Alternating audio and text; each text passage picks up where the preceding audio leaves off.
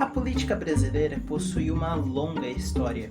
Ela já passou por várias fases, mas atualmente nós nos encontramos na fase democrática do Brasil. E democracia significa a liderança do país nas mãos do povo.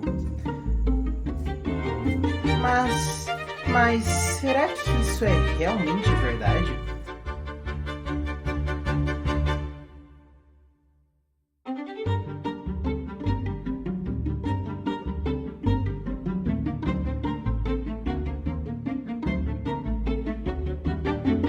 E para entender melhor a democracia, precisamos voltar para 1889, que foi o início de tudo, onde o Brasil foi proclamado a república.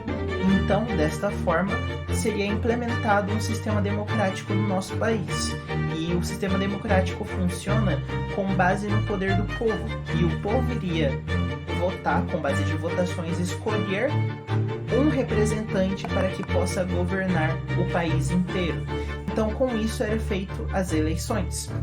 Porém, naquela época não existia nenhuma lei que impedisse ou limitasse os políticos de utilizar truques sujos para poder reverter votos. E isso era muito frequente na época. E esse fenômeno era o coronelismo, onde os políticos da elite, eles eram muito poderosos, eles tinham um grande poder econômico, grande poder de influência em toda a região, e com isso eles utilizavam para poder reverter votos à força.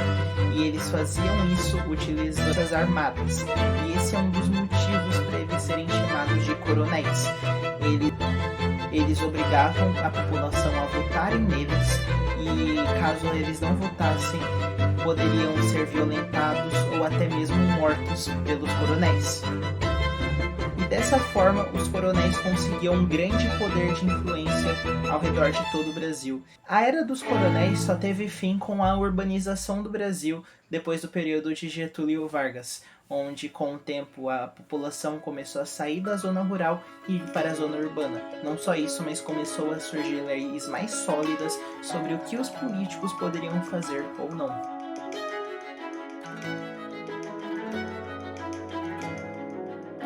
O coronelismo não existe mais no Brasil, porém, existem outros fenômenos políticos que também acontecem com frequência até os dias atuais e surgiram desde as épocas dos antigos coronéis. E um desses fenômenos políticos é o clientelismo.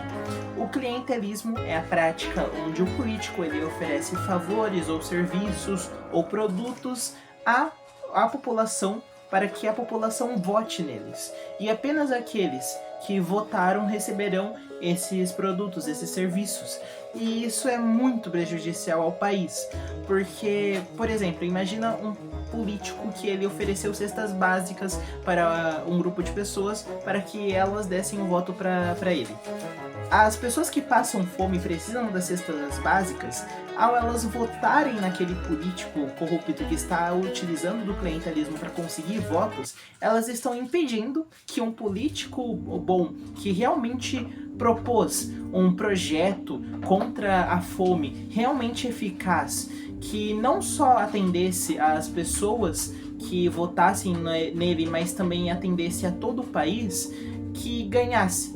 Ao as pessoas votarem nesse político, elas impediriam que esse político, que realmente fez um bom projeto na sua campanha, ganhasse. Então acaba que o clientelismo ele é muito individual. Ele não é coletivo, e a política deve ser coletiva. E por isso o clientelismo ele é tão corrupto. Mas apesar disso, o Brasil atualmente não considera o clientelismo como corrupção. E por isso não existem leis que combatem efetivamente o clientelismo no Brasil atual. E por isso ainda é uma prática tão comum. Um outro impacto negativo que o clientelismo tem sobre a sociedade brasileira atual é a má capacitação dos empregos públicos, porque muitos políticos que utilizam do clientelismo, eles oferecem vagas de emprego em empregos públicos, em vagas públicas de emprego. E isso afeta diretamente os serviços públicos.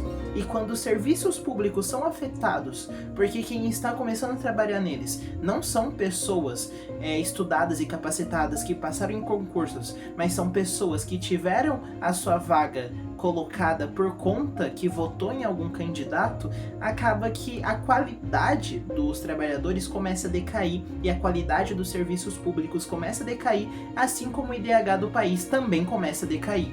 E isso é um problema muito grave para a sociedade brasileira, porque até os dias de hoje o clientelismo ele é muito comum.